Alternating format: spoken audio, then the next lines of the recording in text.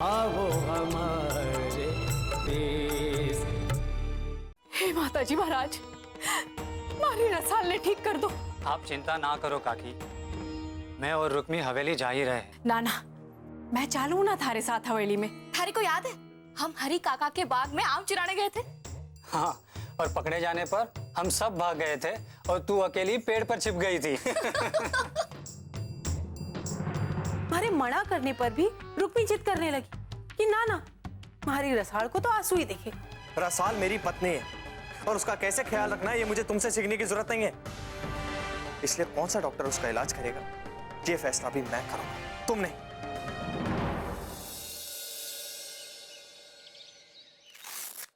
सब ठीक तो है ना डॉक्टर?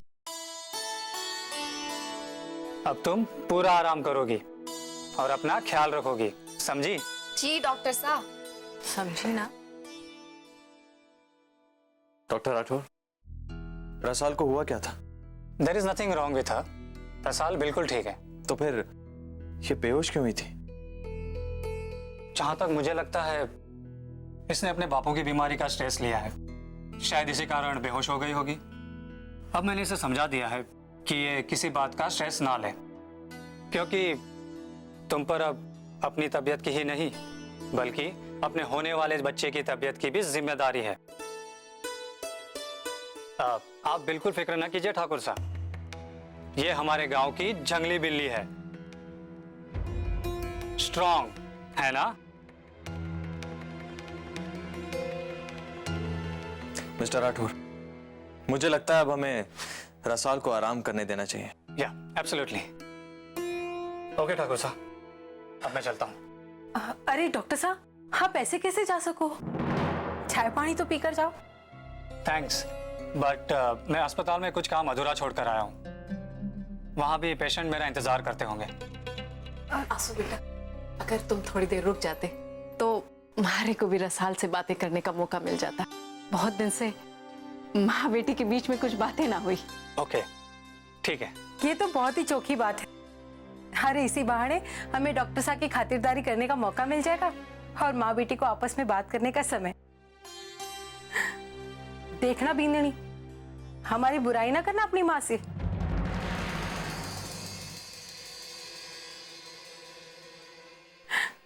चल रणवीर, तू भी डॉक्टर साहब के साथ बैठकर चाय पी ले।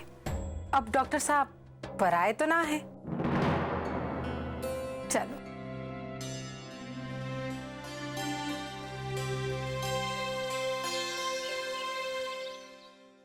अरे क्यों कहे कुंवर साहब, हमारी खातिरदारी में कोई कमी रह गई के? ना ना, खातिरदारी तो बहुत बढ़िया रही। आपने पहले से इतना खिला दिया। लड़के वाले की तरफ से होने के बावजूद आपने पीनली के भाई के इतने आवभगत किया, मन खुश हो गया। काहे शर्मिंदा कर रहे हैं कुंवर साहब? जब हम आपरी हवेली में आए थे तो आपने हमारा क्या खूब आदर सत्कार किया था। तो आपका आदर सत्कार ठीक से हो ये देखना भी तो हमारी जिम्मेदारी है कि ना? मोमल, तू सचमुच में भाग्यशाली है कि थारे को ऐसे सास ससुर मिले। अरे नाना, भाग्यशाली तो हम हैं जो आपकी बहन जैसी पीनी मिली है। हमारे मोहित ने चुनकर हीरा लाया है, हीरा। अब देखो ना, पग फेरे के रस्म वास्ते घर जा रही है, पर हमारे से अपने खानदान के सारे रीति रिवाज सीख के जा रही है। के कणो है, कब कणो है, हवेली से नए बीन और बीन निवास्ते के तोहफे दिए जावेंगे, सब जाने हैं अपनी बहन। हमने तो बीरनी से कह दियो है कि हमें कोई तोहफा वोफा ना चाहिए। हम तो बस घर वालों की कदर करने वाले लोग हैं और आपने घर वाले घड़ी चोखे हैं और इतने अच्छे संस्कार दिए हैं उन्होंने अपनी छोड़ी मूमल को कि हमारे मना करने के बाद भी सिर्फ रीति रिवाज के खातिर सारे ऊपर अट्ठे लाने की जिद कर रही है।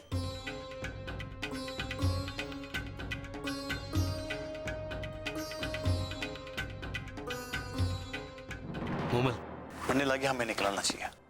वैसे मोहित कटे ऑफिस गए हो है, आपने साथ जानो है ना? तो आज सुबह जल्दी उठ के ऑफिस के लिए निकल गया था ताकि जल्दी काम खत्म कर सके। आता ही होवेगो, तब तक एक एक कप चाय की हो जाए? अरे नहीं नहीं ठाकुर साहब, रहने दीजिए। कैसे रहने दें? आपकी बहन ने खुद अपने हाथों से सब कुछ बनाया है। एक कप चाय तो आपको पीनी ही पड़ेगी। मुमल बेटा, अपने दीप भाई साहब को एक कप चाय पिला दो। जी पापा साहब। बैठो बेटा, बैठो।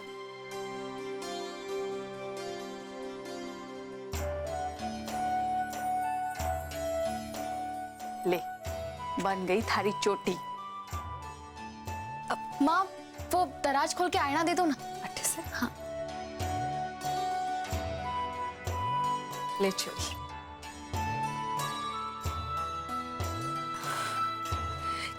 कितने दिनों के बाद आपने हमारी चोटी बनाई है ना साची। आज मारे मन को घणो संतोष मिलियो। खुद माँ बनने जा रही है ना, इसलिए अब अपनी माँ की कीमत पता चल रही है थारे को। बेटा, अब अपना ध्यान रखजे। पहला बच्चा है, सब कुछ ठीक से हो जावे तो बस। जब से मन ने ये खबर मिली, मेरी तो दिन रात माता जी महाराज से यही प्रार्थना है कि हमारी रसाल को चांद सा बेटा देना, ताकि हमारी राजकुमारी और उसके राजा जी का सपना पूरा हो सके। सब कुछ तो दियो है भगवान ने माँ, जो ना मांगियो तो वो भी। भगवान जो करे सही ही करे।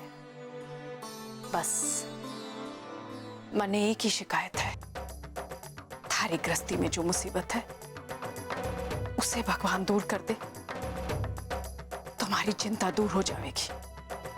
मुसीबत? हाँ, वो मनहूस रुक्मी बार बार थारे और ठाकुर सा के इर्द गिर्द मंडराती रहे।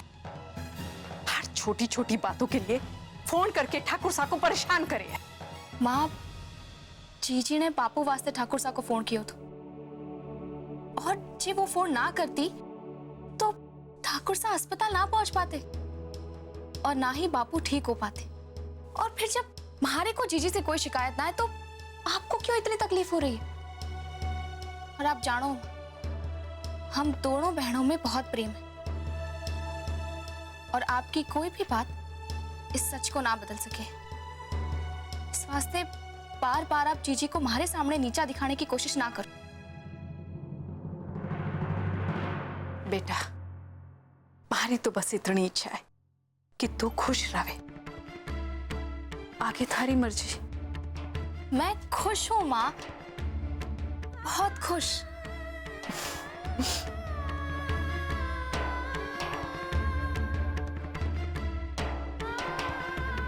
तय कर लिया था कि मैं शहर में प्रैक्टिस नहीं करूंगा, अपने गांव वापस आकर यहाँ के मरीजों का इलाज करूंगा। मैं बचपन से ही देखता आ रहा था कि कैसे हमारे गांव वालों को सही ट्रीटमेंट ना मिलने की वजह से उनका कितना नुकसान हो रहा था। सर्दी और बुखार जैसी मामूली बीमारी के लिए भी उन्हें मीलों दूर चलना पड़ता था। इसलिए मैंने तय कर लिया कि मैं इन गांव वालों के लिए कुछ करूंगा, और लकीली इसी हॉस्पिटल में मुझे नौकरी मिली। डॉक्टर साहब, आपने तुम्हारा मन जीत लिया है। भाई, आजकल के जमाने में सब अपने फायदे की सोचते हैं, पर आपने तो समाज सेवा की ठानी है और उसे निभा भी रहे। हर कोई ऐसा काम नहीं कर सकता। और हमारा भाग देखो, इतने भले मानस, इतने काबिल डॉक्टर, हमारी रुक्मी और रसाल के बचपन के दोस्त निकले। ये तो घर की बात हुई ना, है ना डॉक्टर साहब? बिल्कुल। अच्छा डॉक्टर वो हो गए हैं जिस पे मरीज आसानी से विश्वास कर ले, और हमारी रसाल वो तो आप पे विश्वास करे है, इसीलिए हम सब भी आप पर विश्वास करें। मैं तो चाहूँ आज से आप हमारे फैमिली डॉक्टर बन जाओ और घर में सबका इलाज करो। अब देखिए ना, आपसे एक ही मुलाकात में कितना अपनापन हो गया। लेकिन हॉस्पिटल में इतना काम रहता है कि। अरे ना ना डॉक्टर साहब, हम आपके काम के आड़े ना आएंगे, लेकिन आप हमारे फैमिली डॉक्टर बनोगे ये बात तो तय रहे। और आप ये भी तो सोचो ना कि इस हवेली से मिलने वाली राशि को आप गरीबों की सेवा करने में इस्तेमाल कर सको। भाई, ठाकुराइन ठीक कह रही हैं, तो हाँ भी कर दीजिए।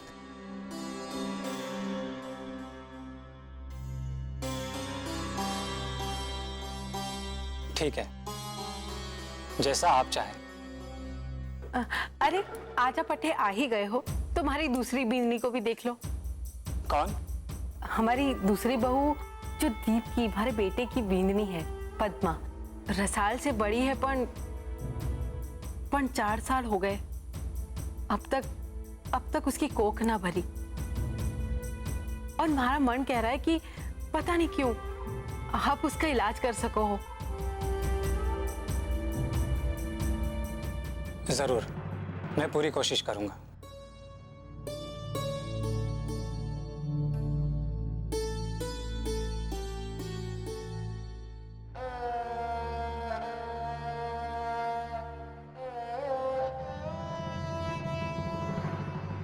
ऐसे दिन रात अपने आप को कमरे में छुपाए रखने से क्या होगा?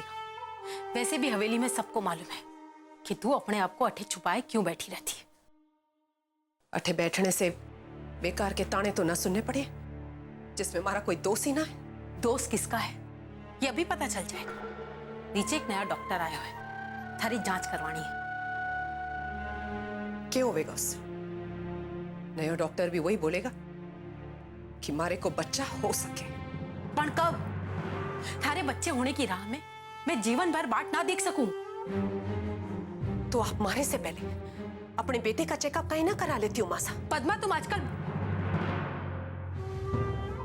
क्या चाहिए?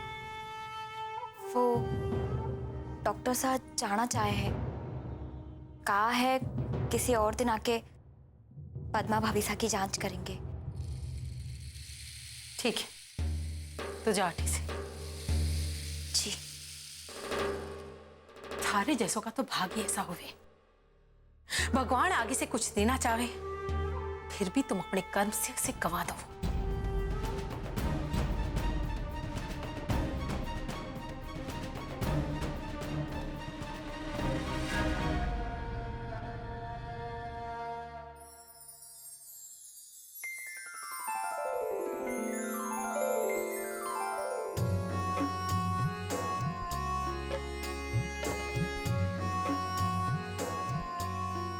खुश रहो।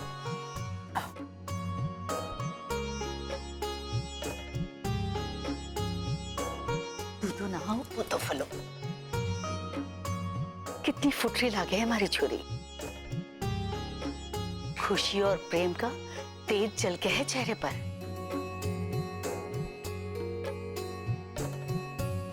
जी उधर खुश तो है ना तू?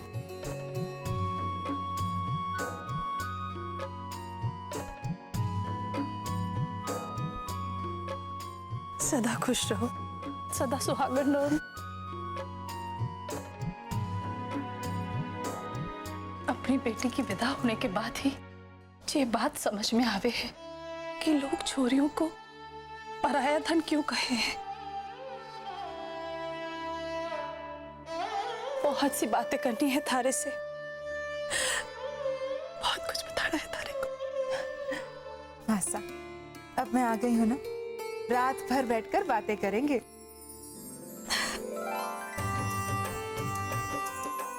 वेलकम। थैंक यू भाई।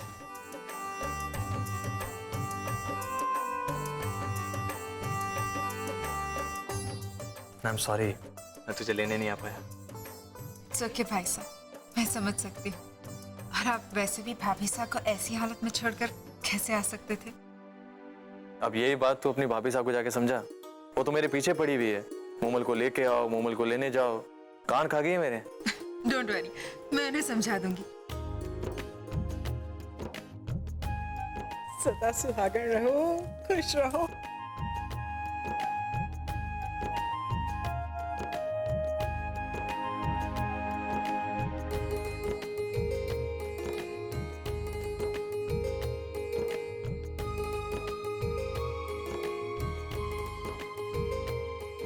तू बड़ा खुश लग रहा है।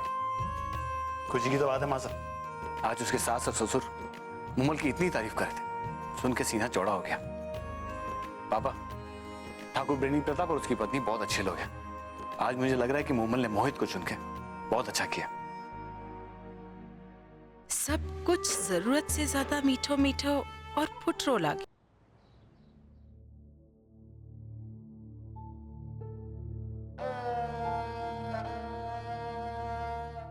माँ, वो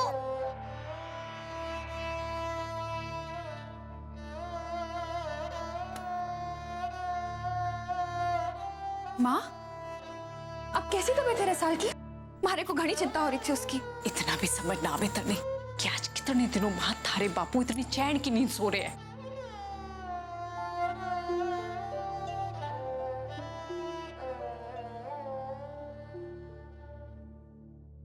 क्या खबर है हवेली की? रसाल ठीक तो है ना? रसाल बिल्कुल ठीक है जी। आप उसकी चिंता ना करो, आप तो बस अपनी तबीयत की फिक्र करो। अरे हमारी तबीयत तो अब घर जा करके ही ठीक होगी। मदन सिंह जी, लगता है भगवान ने आप लोगों की सुन ली। इनकी तो बायोप्सी रिपोर्ट भी नॉर्मल है। इसका मतलब है इन्हें कैंसर नहीं है। आप लोग बड़े आराम से इन्हें घर ले जा सकते हैं। हे माता जी महाराज। घर कब जा सकूं मैं? बस सारे पैसे जमा कर दीजिए और डिस्चार्ज स्लिप ले जाइए। कितने पीसे डॉक्टर साहब? इस सब की चिंता करने की कोई जरूरत नहीं है काकी साहब। आप सिर्फ सामान बांध लो। यह है काका साहब की discharge slip. Thank you doctor. It's all right. अच्छा तो मैं चलता हूँ। हाँ, ये रिपोर्ट्स अपने पास रख लीजिए। जी। Okay, bye bye. आशु, ऐसे तुम्हें कुछ मत बोलो और जल्दी जल्दी सामान बांधो। देखो तो काका साहब घर जाने के लिए कितने बेचैन लग रहे हैं।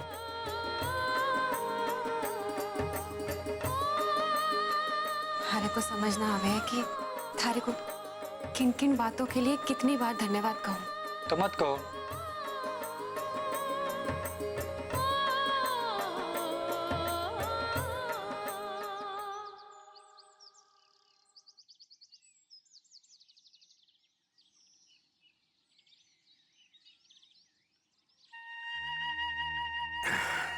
आप लेट जाना जी। अरे मने कुछ देर अपने घर में शांति से बैठने दे। इतने दिनों के बाद तो वापस आया हूं। हमारे को कोई बीमारी ना है जो तू लेटने को कह रही है। अब तो मैं बिल्कुल ठीक हो गया हूं। अच्छा तू आशु के लिए चाय बना। बैठ बेटा। हाँ हाँ बैठो बेटा। जा चाय का पानी चढ़ा दे। घीसू, फूटरमल की दुकान से नमकीन लेके आ। अरे काकी साहब, इतनी फॉर्मेलिटी करने की कोई जरूरत नहीं है। अरे बेटा, थारे बड़े बड़े अंग्रेजी के शब्दों का मतलब मने समझ में ना आवे। मारी समझ में तो बस इतना आवे है कि अस्पताल अठे से घनी दूर है और थारे को पहुंचते पहुंचते रात हो जाएगी और मैं थारे को भूखा ना जाने दूंगी, समझा ना? किसू तू जा। अरे पूछ के तो जा कितना लाना है, क्या लाना है?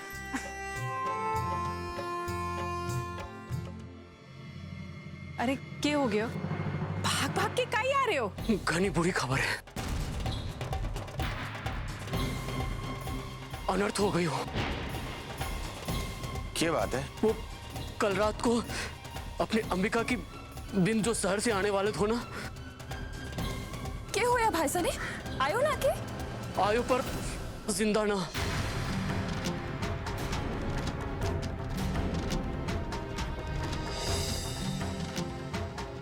रास्ते में काल जो रुक गए। हे माता जी महाराज, वो बेचारी तो कब से अपने बींद के आने की आस लगाई बैठी थी। वो क्या करेगी अब? अब सारे गांव वाले उनके घर जमा हो गए। अब अंबिका को उसके बींद के साथ सती होना होगा।